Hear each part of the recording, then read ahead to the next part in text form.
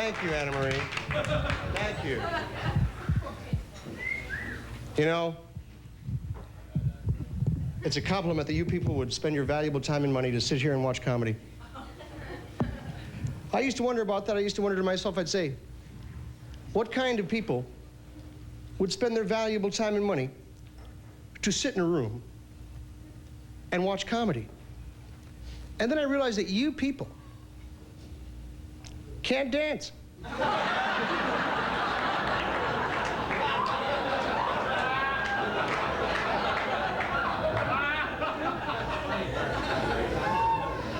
I started out in the little clubs, ladies and gentlemen. You know the kind of place, second show, same audience, different owner.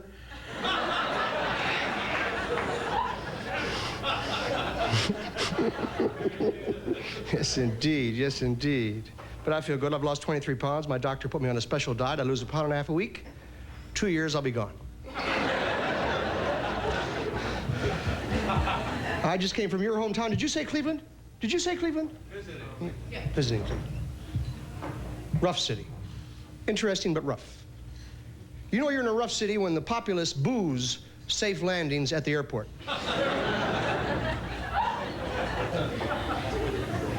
You can walk down the street in Cleveland and get thrown into a bar. That's happened to me, and I'm glad it happened because I had a great time in that bar. As a matter of fact, it happened to be Scar night. So they gave me one, and as soon as I got in there, it was great. True, I go with a lady from Cleveland, and we just celebrated our second anniversary. I get the stitches out Thursday. I haven't always been a comedian. I used to have a steady job. I worked for the Goodyear Corporation. I was a blimp folder.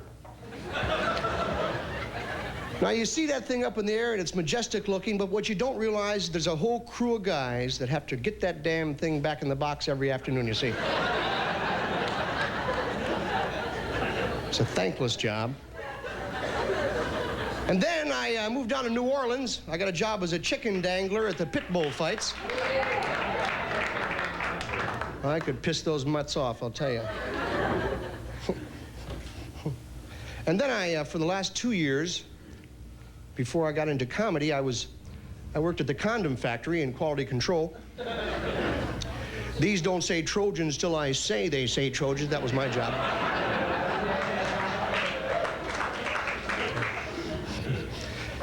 Did you know that condoms have serial numbers on them, madam?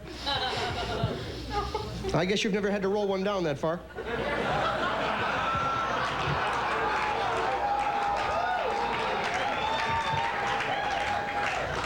I'm just trying to be nice.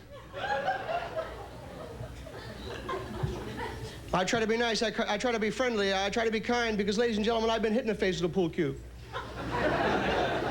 You can always spot a man who's never been hit in the face with a pool cue. They're pushy, aggressive, and rude.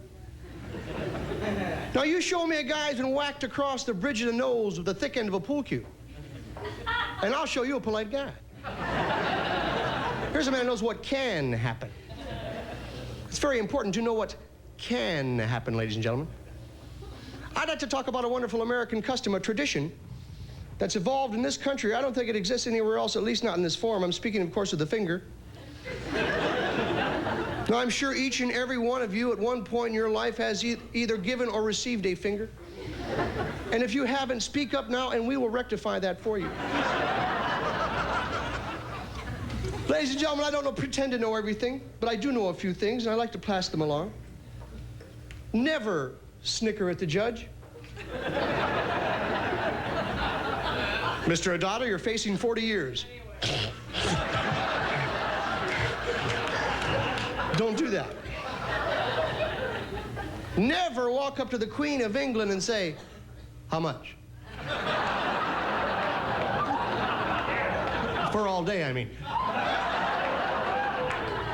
Don't do that. Never pick a stranger's scab.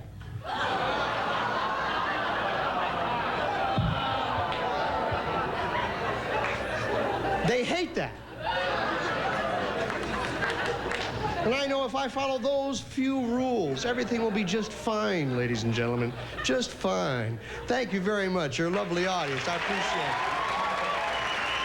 Very well. Thank you.